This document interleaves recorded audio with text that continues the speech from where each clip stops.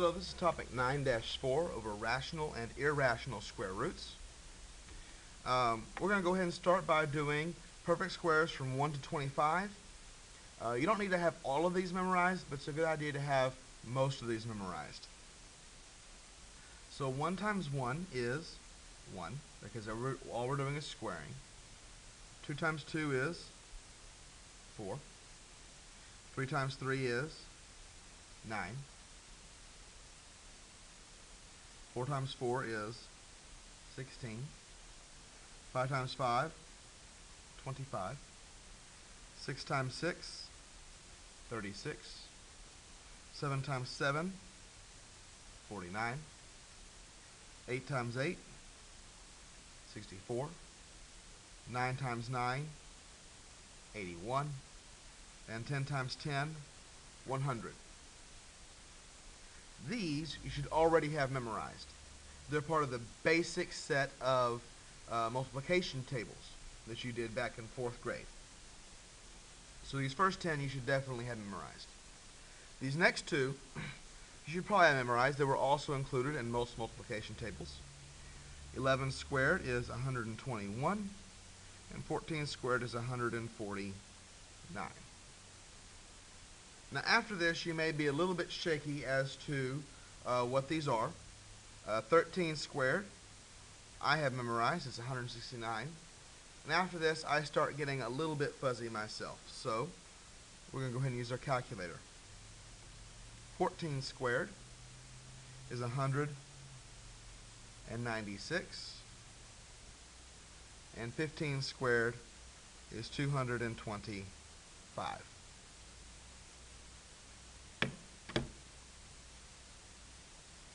Going to give you a little bit of time to write this down. Of course, you can pause it, so let's go ahead and move on.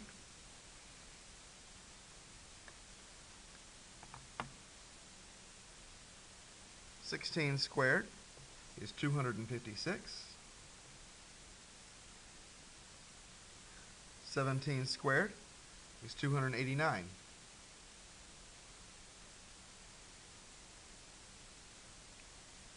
18 squared is 324.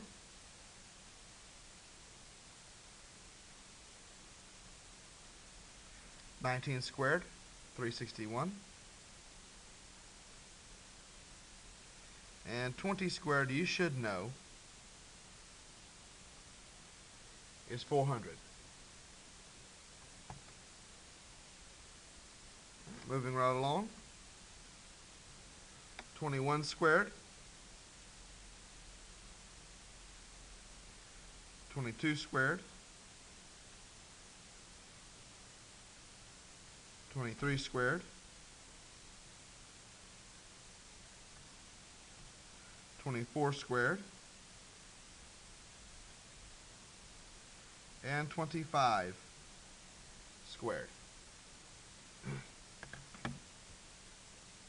Now the reason these are important is because we'll be looking back at all of these as we do this assignment. Okay, you want to keep this where you can read it because you'll be coming back and looking at what we have here. So let's go ahead and use these to solve for some of our other problems. If we look at the square root of 25, we can come up here and we can go that 25 is 5 squared. So square root of 25 is 5. 169, if we look back at our table up here at number 13, that was the square root of 169. 441, well, that's 21. But because of the negative sign, we know this is negative. And now for number 4. Now we have a number in front of the square root. And the square root of 144, if we look back at our table, is 12. Earlier I had written 149. I think I was thinking about number 13. I said 144, wrote down 149. I just now caught it. So if your table is wrong, you go ahead and fix this, 144. Well, we said this is 12. So this becomes 2 times 12, which is 24. Let's go ahead and take a look at number 5. Well, now we have the negative square root of 1 over 64. Well, we look at this and we see that 64 is 8 squared. So this becomes negative 1 over 8. The reason being that the square root of 1 equals 1. Square root of 64 equals 8. So this becomes 1 over 8. And the negative sign carries to be the negative sign. Let's go and take a look at number 6. We have 169, which on our table was 13.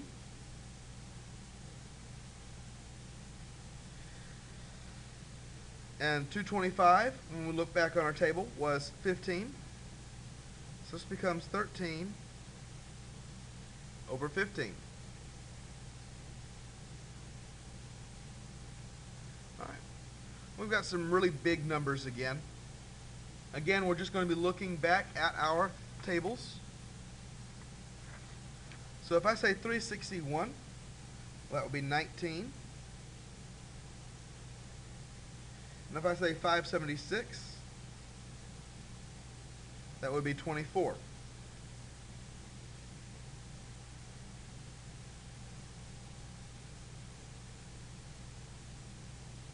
So I have 3 times 19 over 24. So we're going to go ahead and put in the calculator 3 times 19 divided by 24. And it gives us a decimal. Well, on this, I don't want decimals. I want everything to be a fraction. So we're going to hit the math button.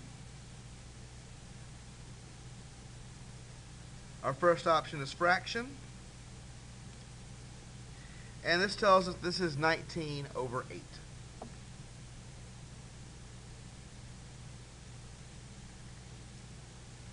Let's take a look at number 8. Well, this would be negative 4 times, well, we need to find the square root of 484. Well, on our table, that is 22. And 4 times 22 is 88. And we keep our negative sign. Super simple. All you got to do is look at the table. However, not everything is perfect. If we look at the square root of 92, it's going to fall between two numbers. So we've got 92, and 92 falls between 81 and 100, which means that it falls between 9 and 10.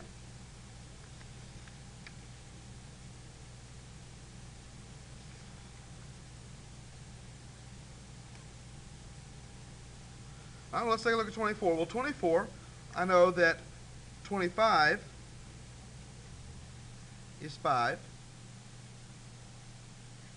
Square root of 16 is 4. So that's between 4 and 5.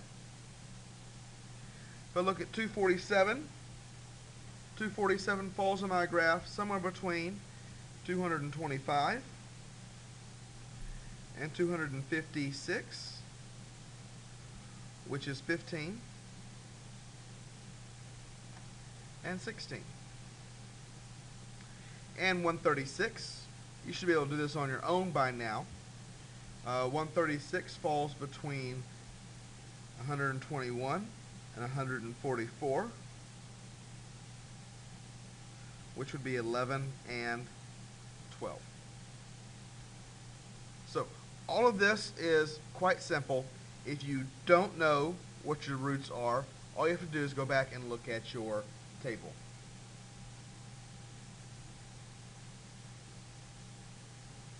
Now, all this leads up to this. When we find the square root of a number that is not a perfect square, you have an irrational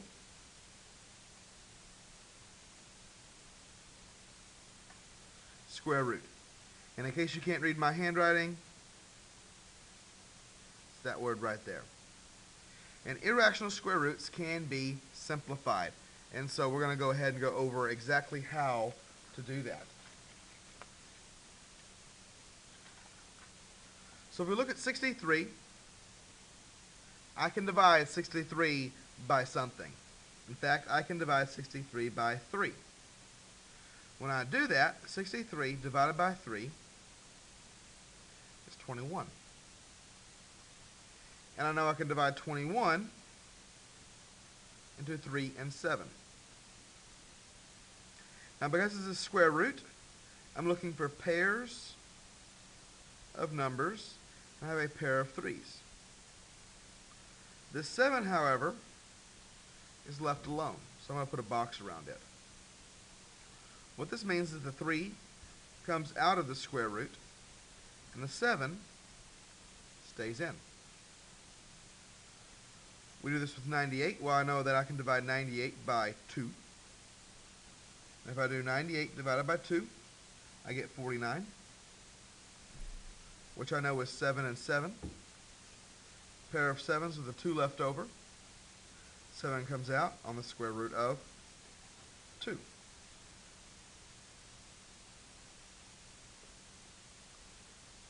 right, we'll take a look at 256.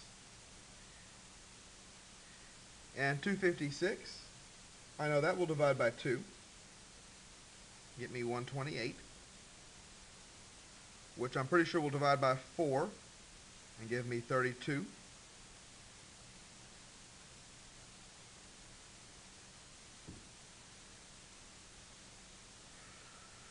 Four will divide into 2 and 2, and 32 will divide into 4 and 8. That 4 breaks down.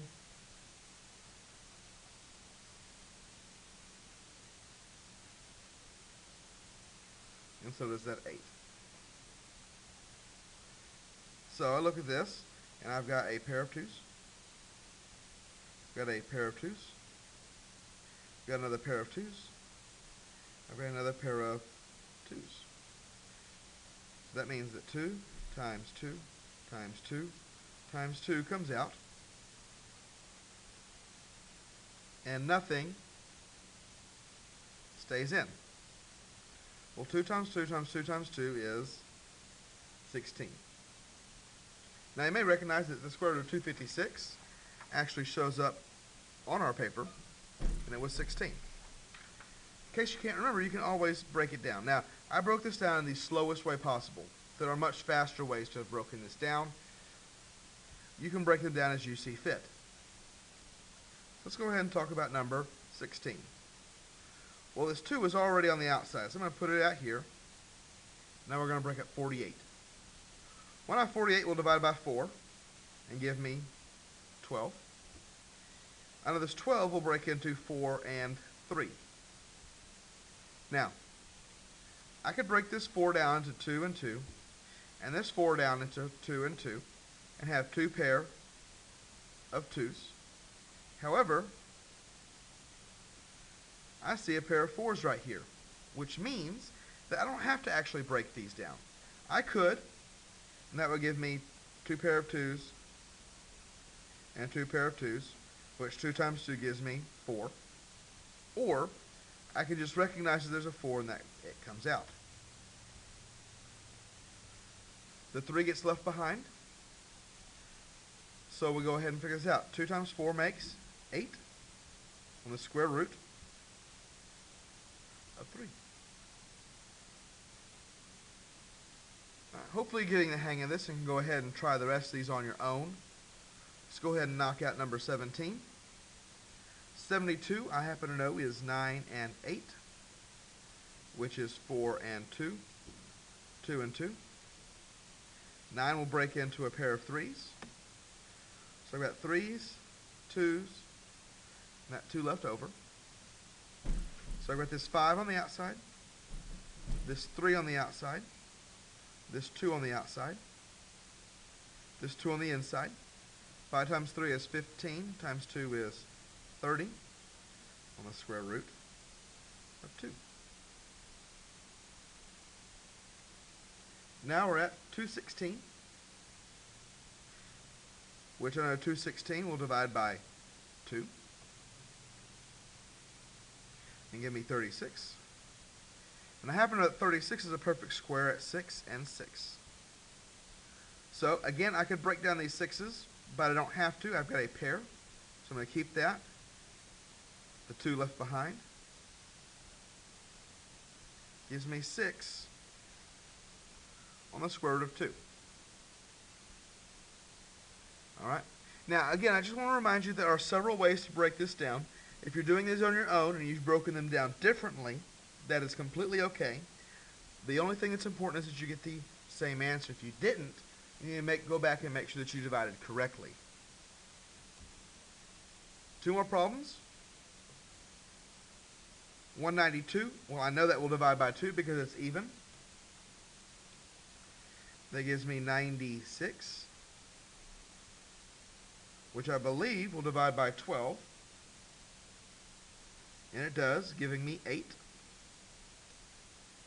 The 12 will be divided into 4 and 3. The 8 into 2 and 4. I happen to see a pair of 4's.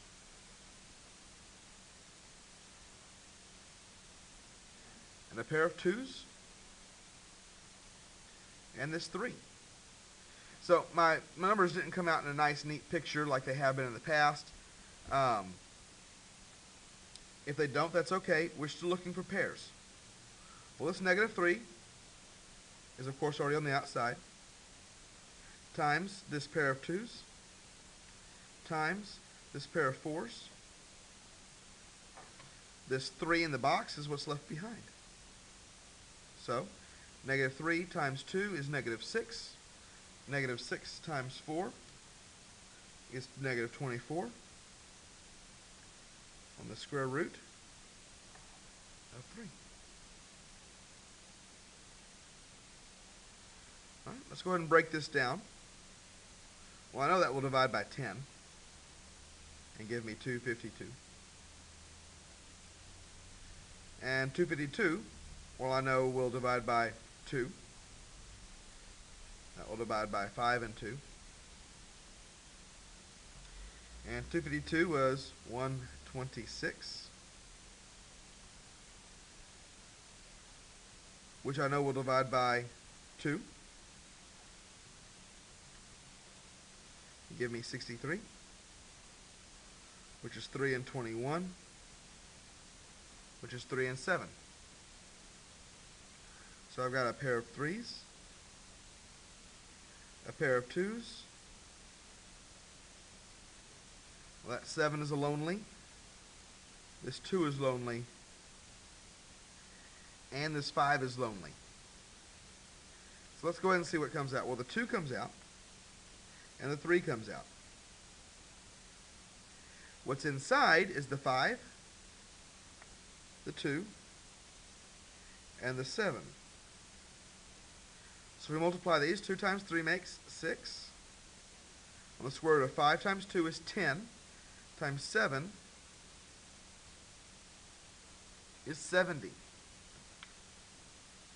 So, hopefully, this has made pretty good sense to you. If not, please ask questions in class.